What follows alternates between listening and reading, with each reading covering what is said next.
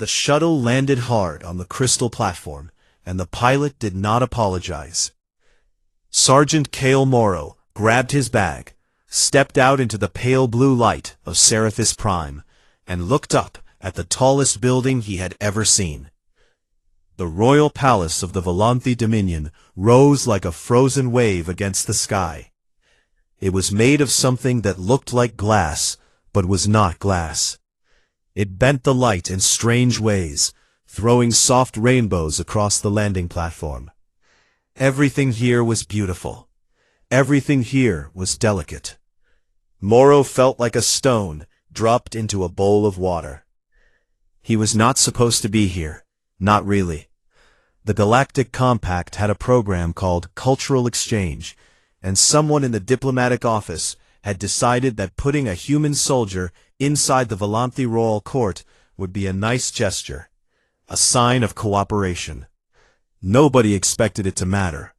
The post was ceremonial, a pet from a death world, placed in a pretty cage so the aliens could feel generous. Morrow knew all of this. He did not care. He had his orders, and he followed orders. A Volanthi officer met him at the gate. The alien was tall and thin, with silver-blue skin and large dark eyes that had no visible white in them. His limbs were long and moved with a kind of liquid grace that made Morrow feel clumsy just by standing still. The officer wore a uniform made of something that flowed like silk and shined like metal. He looked at Morrow the way a person might look at mud on a clean floor. "Sergeant Morrow," the officer said. His voice was smooth and musical. "I am Lord Itherin, Chief of the Royal Guard. I will show you to your quarters." "Thank you, sir," Morrow said. Itherin turned without another word and walked into the palace. Morrow followed. His boots made heavy sounds on the crystal floor. Each step felt too loud. He noticed that Itherin's feet made no sound at all. They walked through long hallways filled with light and color. Volanthi courtiers moved in small groups, their voices soft, their clothes flowing. Every single one of them stopped and stared at Morrow as he passed. Some whispered to each other. A few pulled back slightly, as if he carried a bad smell. Morrow kept his eyes forward. He had been stared at before. It did not bother him. His quarters were in the far wing of the palace, as far from the royal chambers as possible without being outside the building. The room was large and beautiful by any standard, but the message was clear. He was being kept at a distance. "You will attend the morning briefings," Itherin said, standing at the door. "You will wear the court dress provided. You will not carry weapons inside the inner palace." "I was assigned as a protector," Morrow said calmly. "You were assigned as a symbol," Itherin corrected. His dark eyes held no warmth. "Do not confuse the two." He left. Morrow set his bag down on the bed and looked out the window. The city of Seraphis spread out below him like a jewel box. Towers of crystal and light stretched in every direction. Floating transports drifted between them like slow birds. It was peaceful. It was perfect. Morrow did not trust it. The next day, he met Princess Viathi Solraneth.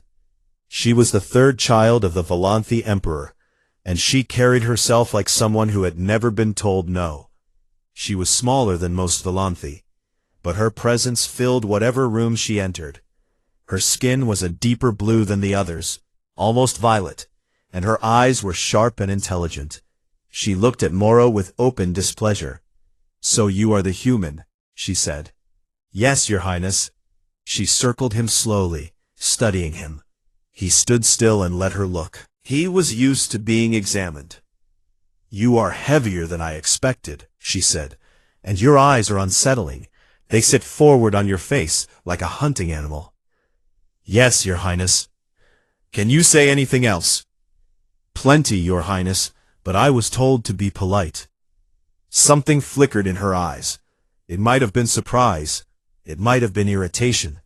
She turned away from them and addressed Lord Itherin, who stood nearby. "I do not want this creature following me around the palace," she said, loud enough for Moro to hear. "It is an insult." "Your father insists," Itherin said. "My father is being diplomatic. I am being honest."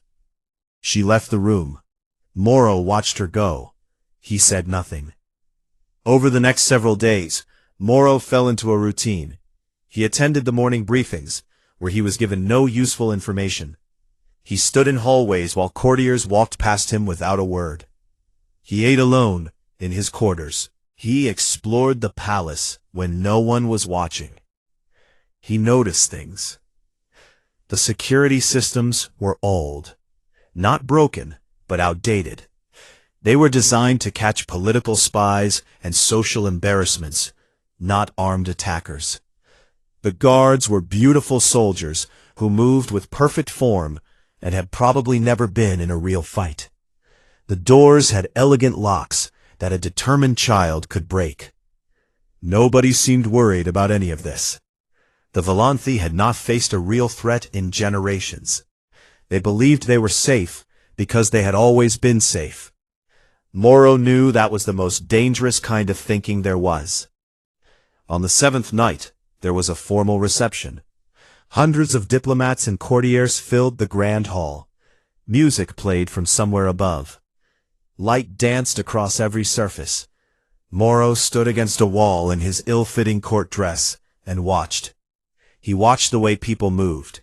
He watched who talked to whom. He watched the servants. Because servants saw everything, and most people saw nothing about servants. One servant caught his eye. A thin Volanthi carrying a tray of drinks.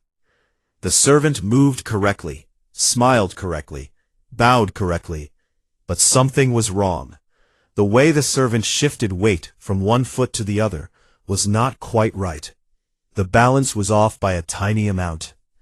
It was the kind of thing only someone trained to watch bodies in motion would notice. Moro did not move. He did not react. He simply filed the information away in his mind, the way he had been trained to do on 6 different worlds and in 3 different wars. Something was not right in this beautiful palace. He could feel it, the way an old sailor could feel a storm before the clouds appeared. He looked across the hall at Princess Vayathi, who was laughing at something a diplomat had said. They all were. Moro leaned back against the wall and kept watching. Moro spent 2 weeks learning the palace before he said a word about what he found. He walked every corridor. He counted every door. He memorized every guard rotation and every gap between patrols.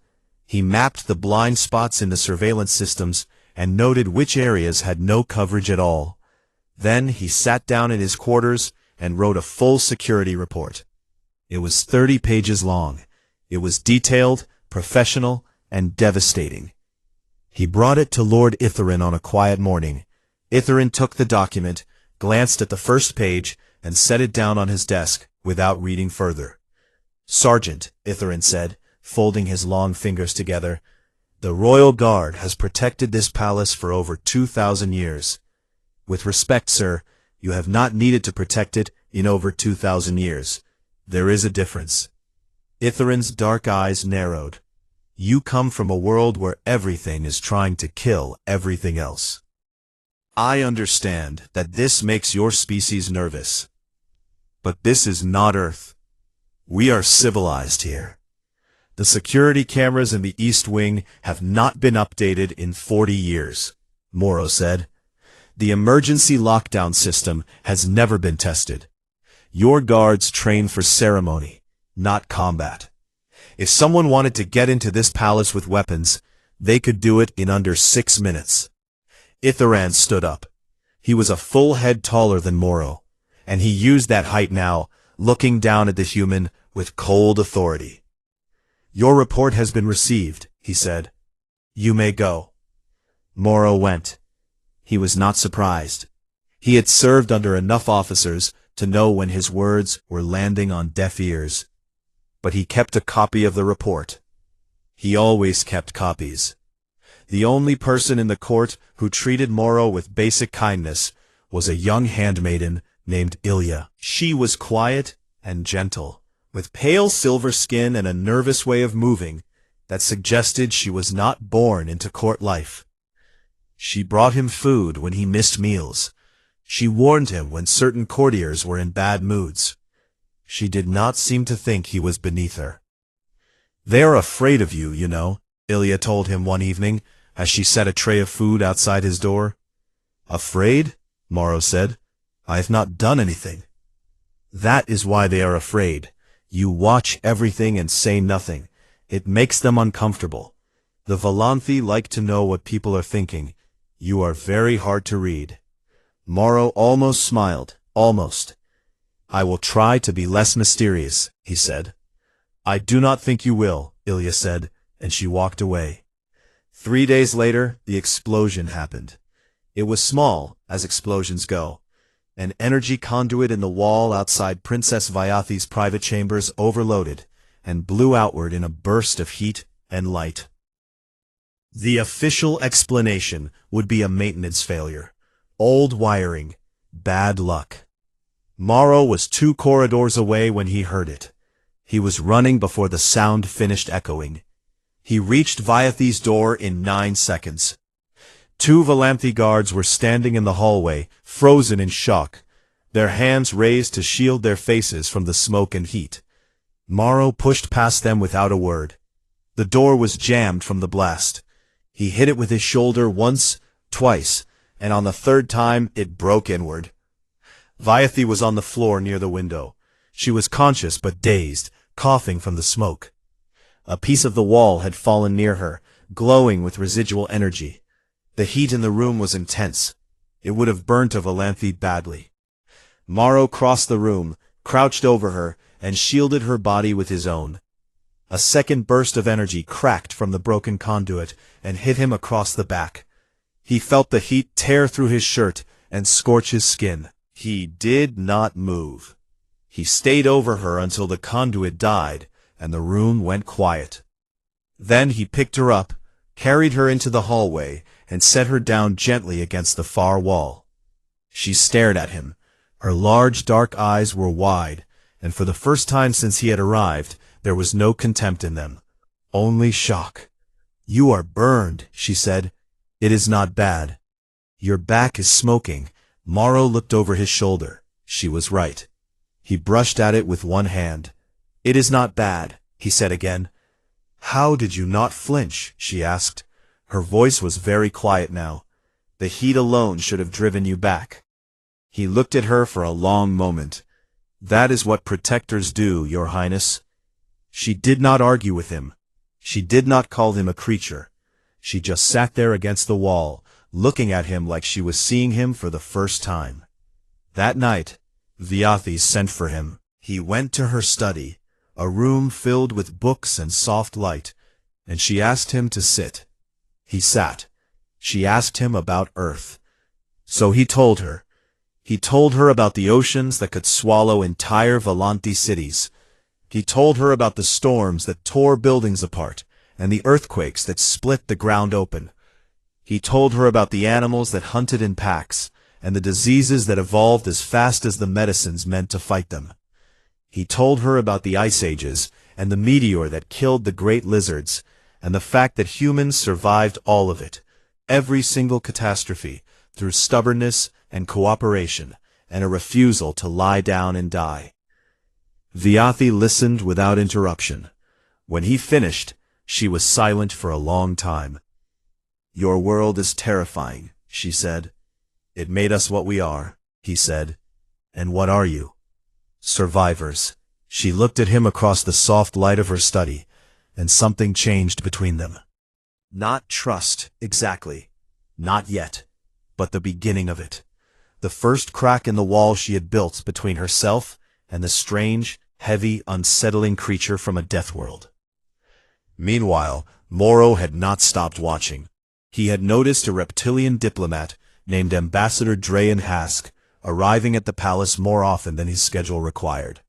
Hask was Korvathi, a species known for political games and long plans. He smiled too much and spoke too smoothly, and he had private meetings that were not listed on any official record.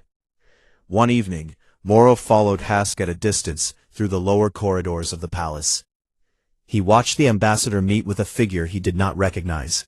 Someone in plain clothes, with the body language of a soldier, not a diplomat. They exchanged a small data device and parted without speaking. Then he accessed a communication relay near the lower corridor, one of the old ones that nobody maintained anymore, and found a fragment of an encrypted transmission. He could not read it, but he recognized the structure. He had seen data packages like this before, on battlefields and in war rooms. It was a targeting package. Someone was marking locations inside the palace. Entry points, sightlines, kill zones. Morrow stood alone in the dark corridor, staring at the data on his screen, and felt the old familiar weight settle onto his shoulders. The weight of knowing something terrible was coming and being the only one who could see it. He closed the screen and walked back to his quarters. He did not sleep that night. Morrow went to Lord Itherin the next morning. He brought the data fragment, his notes on Ambassador Hask's movements, and a timeline of every irregular meeting he had tracked over the past 2 weeks. He laid it all out on the desk, like evidence in a court case, because that is what it was. Itherin listened. He looked at the data. He touched the edge of the fragment file with one long finger. Then he leaned back in his chair and shook his head. "You are seeing ghosts, Sergeant." "I am seeing a targeting package, sir. Entry points, sightlines, and timing windows. This is an attack plan. Ambassador Hask is a respected diplomat from a compact member world. You are suggesting that he is planning an assault on the most protected building in the Dominion based on one encrypted file and some hallway meetings. I am suggesting that you take the threat seriously and investigate. Your species sees violence everywhere, because violence is all you know. You come from a world of predators and disasters, and you cannot imagine a place where such things do not happen. This is Seraphis Prime. The royal palace has stood for 3,000 years without a single breach. You are asking me to insult a foreign ambassador because a human soldier has a feeling. It is not a feeling, it is evidence. It is paranoia dressed in data." Itherin picked up the files and placed them in a drawer. "I will note your concerns in the record. You are dismissed." Morrow stood there for a long moment, looking at the drawer where his evidence had disappeared. Then he turned and walked out. He requested an audience with the Emperor directly. The request was denied. He tried to speak with the head of Palace Intelligence. He was told that Palace Intelligence did not consult with foreign military personnel. He approached 3 senior courtiers who he believed had influence. 2 of them refused to meet with him. The third listened for 5 minutes, then told him politely that he was overreacting.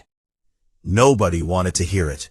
Nobody wanted to believe that their beautiful, perfect palace could be a target. They had lived so long without danger that they had forgotten what danger looked like. And the person trying to warn them was a human, a creature from a violent little world that had only joined the compact 5 years ago. What could he possibly know about threats at this level? Morrow sat alone in his quarters that evening and thought about his options. He had no authority here. He had no allies in the court. Every official channel was closed to him. But he still had one resource the Valanthi did not know about. He opened a private communication channel, one that used old military encryption the Galactic Compact did not monitor, because they did not think humans were clever enough to build encryption worth monitoring. He sent messages to 6 people. All of them were human. All of them were scattered across minor posts in various parts of the compact, just like him. Forgotten soldiers in forgotten positions. But they were still soldiers, and soldiers helped each other. Within 4 hours, he had responses. A human signals officer stationed at a compact relay hub managed to capture a fuller version of the encrypted transmission. A human analyst working in a minor trade office recognized the encryption method as Korvathi military grade. and a human intelligence operative who was officially listed as a filing clerk at a border station broke the code. The full message confirmed everything Morrow feared. It was a detailed attack plan for the Unity Gala, a grand celebration that would bring the entire Volanthi royal family together in one place in just 2 days. The plan called for a coordinated assault from multiple entry points, using mercenaries armed with military weapons. The attackers would strike during the height of the event, when the hall was most crowded and the exits were most blocked. And the plan had a second part. After the royal family was killed, the blame would be placed on humans. Evidence would be planted. Communications would be faked. The Korvathi faction would use the chaos to claim that the Death World species had turned violent and should be expelled from the compact. In the power vacuum that followed, Korvathi allies would move to seize control of Volanthi resource worlds. It was not just an assassination, it was a political overthrow, and humanity would be the scapegoat. Morrow read the decoded message 3 times. Then, he closed the channel, destroyed the communication records, and went to find Princess Viathi. He found her in her study. She was reading something on a glowing screen, and she looked up when he entered without knocking. She opened her mouth to scold him, but something in his face stopped her. "What is wrong?" she asked. He told her everything. He showed her the decoded message. He explained the attack plan, the timeline, the targets, and the plan to blame humanity. He spoke clearly and calmly, as he always did, but she could see something behind his eyes that she had not seen before. Not fear, exactly. Something heavier. The look of a man who has seen war and recognizes its approach. Viathi was quiet for a long time after he finished. She stared at the decoded message on her personal screen. Her hands were very still in her lap. "Itharin will not believe this," she said. "No. My father's advisors will not believe this. No. The gala is tomorrow." "Yes." She looked at him. "What do you need?" "Authority. Your authority. Official permission to take control of your personal security and to operate freely within the palace during the gala. I need access to the weapons vault and the emergency communication systems, and I need you to trust me." The court will be furious. Itharin will see it as an insult. Itharin's guards are not ready for what is coming. I am. Viathi stood up. She crossed the room and stood very close to him, looking up into his face. She studied his eyes, those strange forward-facing predator eyes that had unsettled her from the first day. They were steady. They were certain. "I trust you," she said. "By the authority of the third princess of the Volanthi Dominion, Sergeant Cale Morrow was granted full operational command of her personal security detail for the duration of the Unity Gala." The order arrived in Lord Itharin's office like a slap across the face. Half the court was outraged. A human given authority over Volanthi security. It was unheard of. It was humiliating. Morrow did not care about their feelings. He had 20 hours until the gala, and he spent every one of them preparing. He studied the layout of the grand hall. He identified the most likely breach points. He placed emergency supplies in hidden locations throughout the palace. He reviewed the weapons vault and selected what he needed. He moved alone, quickly, and without asking for permission or help. The evening of the gala arrived, the grand hall filled with light and music and hundreds of the most powerful beings in the Dominion. Diplomats laughed and drank. Courtiers moved in elegant circles. The emperor sat on his crystal throne, surrounded by his children, his advisors, and his guards. Morrow stood at Viathi's side. He wore his Earth military armor over his court dress, and he carried weapons openly. The courtiers stared. Some whispered insults. Ambassador Hask, standing across the hall with a glass in his hand, looked at Morrow and smiled. It was the smile of a man who believed he had already won. Morrow leaned close to Viathi and spoke quietly. "When it starts, stay behind me, no matter what you hear." She nodded. Her hands were trembling, but her face was calm. The music played, the lights danced, and somewhere in the walls of the beautiful palace, the clock counted down to 0. The first explosion hit the east wall of the grand hall at exactly the moment the music reached its highest note. The timing was deliberate. The sound of the blast was swallowed by the sound of celebration, and for 2 full seconds, nobody in the hall understood what had happened. Morrow understood. He was moving before the dust had settled. He grabbed Viathi by the arm and pulled her down behind a stone column. Around them, the hall erupted into chaos. Volanthi courtiers screamed and stumbled over each other, their long limbs tangling as they tried to flee. The crystal walls cracked and shattered, sending bright fragments across the floor like broken ice. The second explosion hit the north entrance, then the south. 3 breaches, perfectly timed, perfectly placed. Armed figures poured through the gaps in the walls. They were mercenaries, mixed species, heavily armed, moving in trained formation. They wore no insignia. They carried military-grade pulse rifles. They started shooting before the dust cleared. The Volanthi royal guards responded. They drew their ceremonial energy blades and moved to form a defensive line around the emperor. They were brave, they were disciplined, and they were completely outmatched. The mercenaries cut through the first line of guards in less than 10 seconds. The elegant warriors fell like tall grass before a blade. Their training had prepared them for duels of honor, not for a military assault with automatic weapons. Morrow watched the first guards fall, and something clicked inside him. It was not anger.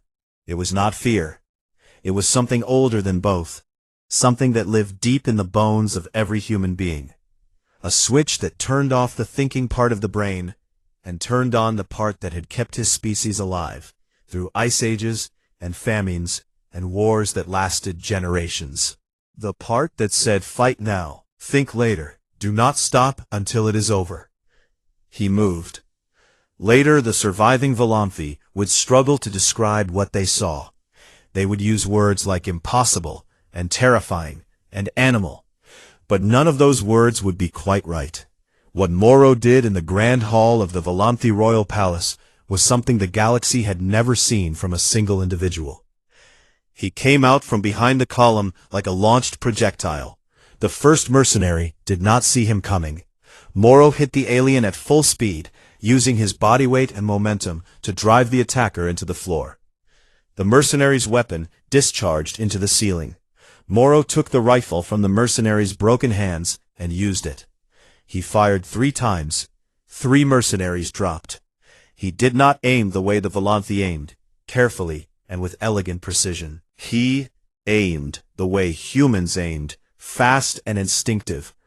His predator eyes locking onto targets with a focus that the aliens found deeply unnatural. Humans had binocular vision built for tracking prey across open ground. In a firefight, that vision became something close to supernatural. A pulse bolt hit him in the shoulder. He staggered, but did not fall. Volanthi would have collapsed from the pain alone. Morrow's body flooded with adrenaline, a chemical that the Volanthi had no equivalent for. It shut down his pain receptors, accelerated his heart rate, and sharpened his senses to a razor edge. He kept fighting. He crossed the hall in a series of sprints, using overturned tables and broken columns as cover. He moved between positions with a speed that shocked the mercenaries. They had been told that humans were slow and primitive. They had been told wrong. Morrow reached Viathi and her 2 younger siblings, who were huddled behind the ruins of the banquet table. The youngest was barely more than a child, shaking and silent with terror. Morrow knelt in front of them. "Stay low. Follow me. Do not stop moving." He led them through the chaos. A mercenary appeared from behind a column and raised a weapon. Morrow shot him without breaking stride. Another came from the left. Morrow dropped the rifle, closed the distance in 2 steps, and broke the attacker's arm at the joint, before taking his weapon. The sound of the bone snapping cut through the noise of the battle like a crack of ice. He got the 3 royals to a secure room that he had prepared the day before. It was a small maintenance chamber with thick walls and a single reinforced door. He had stocked it with emergency supplies and a communication unit. "Lock this door," he told Viathi. "Do not open it for anyone but me." "Where are you going?" she asked. Her voice was steady, but her eyes were wide. Back. She was right. The pulse bolt had torn through his shoulder, and blood was running down his arm. Human blood. Red and bright and warm. The Valanthi children stared at it with horrified fascination. They had never seen anything like it. "It is not important right now," Morrow said. He closed the door and waited until he heard the lock engage. Then he turned around and went back into the killing ground. The grand hall was a ruin. Crystal walls lay in shattered heaps.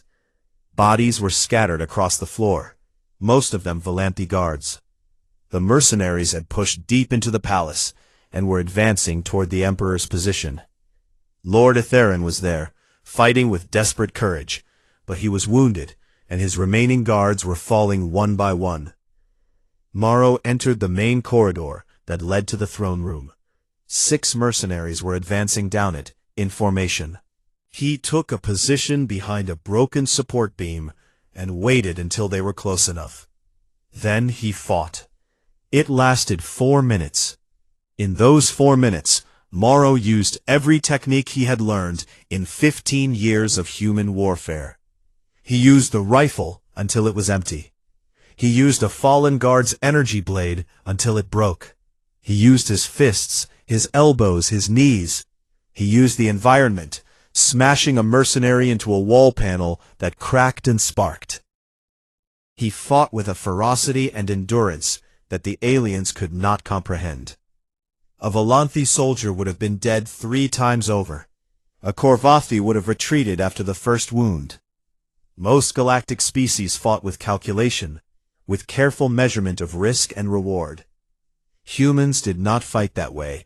Humans fought with something that had no translation in any galactic language. The closest word was stubbornness, but that was too small. It was a deep, ancient, burning refusal to stop. A biological imperative written into millions of years of survival on a world that never stopped trying to kill them. When the last mercenary in the corridor fell, Morrow was still standing, barely. His shoulder was torn open. He had a cut across his forehead that poured blood into his left eye. 2 of his ribs were cracked. He could feel all of it, distantly on the other side of the adrenaline wall. He found Ambassador Hask in a side chamber near the communications center. Hask was speaking rapidly into a device, coordinating the remaining mercenaries, directing them toward the Emperor. He looked up when Morrow entered the room, and for the first time, the smooth diplomatic mask cracked. There was fear underneath. "You cannot do this," Hask said. "I have diplomatic immunity. I am a representative of the Korvathi Confederation." "You are a war criminal coordinating an attack on a civilian target," Morrow said. He walked toward Hask. The ambassador pulled a small energy pistol from his robes and fired. The bolt hit Morrow in the chest and burned through his armor. He kept walking. Hask fired again. Morrow kept walking. The ambassador's hands were shaking now. He tried to fire a 3rd time, but Morrow reached him first. He took the pistol away with one hand and broke Hask's arm with the other. The ambassador screamed, a high, thin sound that echoed off the chamber walls. Morrow forced him to the floor and activated the palace's open communication channel. "Broadcast this," Morrow said. Then he looked down at Hask. Tell them everything. Tell them who sent you, who funded this, and who was supposed to die tonight." Hask, broken and terrified, staring up at the bleeding, burning human who should have been dead 3 times over and was not, told them everything. The broadcast went out across the palace, across the city, across the system. The mercenaries heard their leader confessing. Their mission was exposed. Their escape routes were compromised. They began to surrender. It was over. Morrow walked out of the communications chamber and into the ruined Grand Hall. Volanthi reinforcements were arriving now, flooding through the breached walls with weapons drawn. Too late. Always too late. He stood in the center of the shattered hall, covered in blood, most of it his own, some of it not. His armor was burned through in 3 places. His left arm hung at his side, barely functional. He was breathing hard, and each breath hurt. Lord Itheron was leaning against the throne, wounded but alive. He stared at Morrow across the destroyed room. His expression was something beyond shock. It was the look of a man whose entire understanding of the universe had just been rewritten. The door to the secure room opened. Viathy walked out, followed by her siblings. She crossed the ruined hall, stepping over broken crystal and fallen bodies, her eyes fixed on Morrow. She walked straight to him. She took his hand. In Volanthi culture, this was an act of profound intimacy. It was a declaration of trust, of bond, of recognition. It was something given only to those who had proven themselves beyond all question. The surviving courtiers gasped. The arriving guards stopped in their tracks. Viathy held the human's bloody hand in her delicate fingers and did not let go. Morrow woke in a medical chamber that smelled like clean air and something faintly sweet. The ceiling above him was made of the same crystal as the rest of the palace, and it caught the morning light and scattered it into a dozen soft colors across the walls. He stared at it for a long time before he tried to move. Moving was a mistake. His body informed him of this immediately and with great enthusiasm. The shoulder was wrapped in some kind of Volanthi healing membrane that glowed faintly against his skin. His ribs were bound. The cut on his forehead had been sealed, but the skin around it was tight and sore. He lay back down and closed his eyes. You should not try to sit up yet. He opened his eyes. Viathy was sitting in a chair beside his bed. She looked tired. Her court robes were wrinkled, and her hair was not arranged in its usual perfect style. She had been there for a while. How long? He asked. The healers say your biology is remarkable. You should have died from the chest wound alone. They say your body has some kind of emergency system that keeps you functioning past the point where any reasonable organism would shut down. Adrenaline, Morrow said, and stubbornness. They could not tell the difference. He almost laughed. It hurt, so he stopped. The days that followed were unlike anything Morrow had experienced. The Korvathi conspiracy unraveled quickly once Hask's confession was broadcast. Investigations spread across the Galactic Compact like fire through dry grass. Multiple factions were found to be involved. Funds were traced. Communications were decoded. Arrests were made on 7 different worlds. The plot had been deep and wide, and its exposure shook the foundations of galactic politics. The Volanthi Emperor addressed his people 3 days after the attack.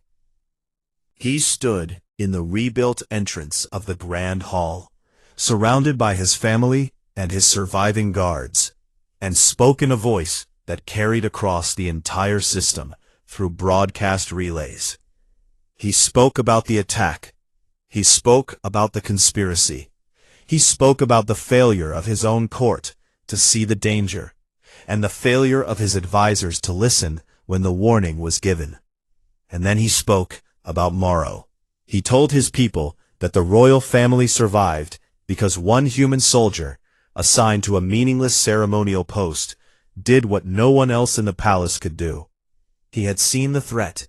He had raised the alarm. He had been ignored, dismissed, and insulted. And when the attack came, he had stood between the royal family and death, and he had not moved. The Emperor said that the Volanthi Dominion owed a debt to this human that could not be repaid with honors or titles. But he would try. Morrow was offered the Order of the Crystal Star, the highest military honor in the Dominion. He was offered estates, wealth, and a permanent position in the Emperor's inner court. He declined all of it, every single thing. He accepted one title, Royal Protector, a rank that had not been held by a non-Volanthe in the entire history of the Dominion. It was not a reward, it was a job, and Morrow wanted the job. The galaxy noticed. Within weeks, requests began arriving from other species, other governments, other royal households across the compact. They wanted human protectors. They wanted human security advisors. They wanted humans embedded in their military structures and their intelligence services. The species they had dismissed as violent primitives from a dangerous little planet were suddenly the most sought-after allies in the galaxy. Humanity's reputation changed overnight. Not slowly, not gradually, but all at once, like a light being turned on in a dark room. They were no longer the Death World newcomers who were tolerated out of diplomatic courtesy. They were something else now. Something that the galaxy respected and, in quiet moments, feared. Lord Itherin came to see Morrow in the medical wing before he was fully healed. The Volanthe guard chief moved slowly.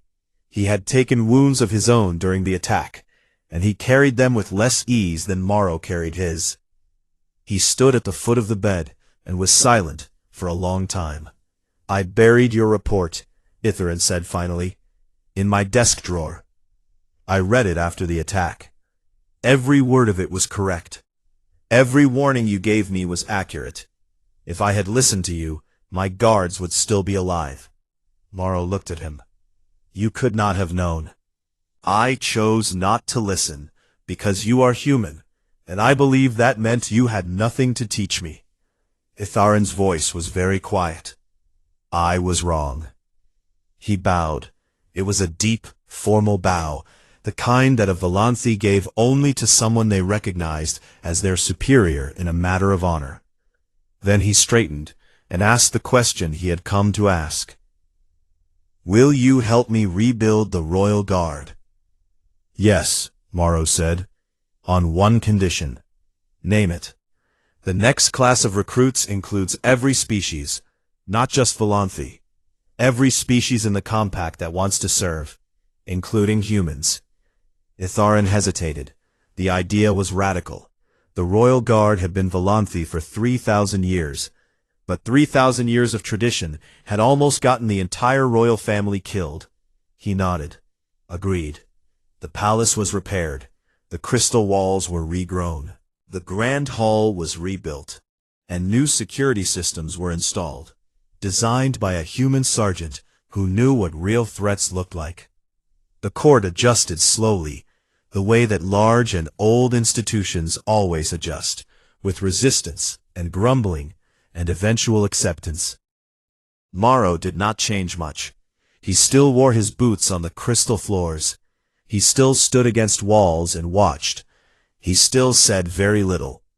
But the courtiers no longer whispered insults when he passed. Some of them nodded. A few of them bowed. One evening, several weeks after the attack, Viathi found Morrow standing on a balcony overlooking the capital city. The sun was setting, and the towers of Serethis caught the fading light and held it, glowing like a forest of golden candles. It was beautiful. It was always beautiful here. She stood beside him and watched the sunset in silence for a while. Then she spoke. "Were you afraid?" He watched the light change on the towers. He thought about the question the way he thought about everything, carefully and honestly. "Yes," he said. "During the attack, when you went back into the hall?" "Every second." She turned to look at him. "Then why did you do it?" He was quiet for a moment. The wind moved across the balcony and tugged at his hair, and he looked out at the city below, at the millions of lives moving through their evening routines, unaware of how close they had come to losing everything. "Because someone had to," he said, "and I could." Viathi stood beside him on the balcony and thought about what that meant. She thought about her people, who had built a civilization of light and beauty and grace, and who had forgotten that beauty alone could not keep them safe. She thought about the galaxy, which had looked at humans and seen only violence and crudeness and danger, and had missed the thing that mattered most. Humans did not fight because they loved violence. They fought because they loved the things they were protecting. They formed bonds with the people around them, bonds so deep and so fierce that they would walk into fire rather than let those people come to harm. The galaxy had 100 species that were smarter, faster, stronger, and more elegant than humans. But none of them would do what Morrow had done. None of them would stand in a doorway with a broken body and a stolen weapon and refuse to fall, not for glory, not for honor, but because there were people behind them who could not protect themselves. That was what a death world made. Not monsters, not savages, protectors. 2 months later, a new shuttle landed on the crystal platform outside the palace. A young human soldier stepped out, blinking in the pale blue light. She was nervous. She was out of place. Her boots were too heavy for the delicate ground, and she carried herself with the awkward stiffness of someone who knew she did not belong. Morrow met her at the gate. He looked at her, and he saw himself as he had been on his first day. Lost, unwelcome, and underestimated.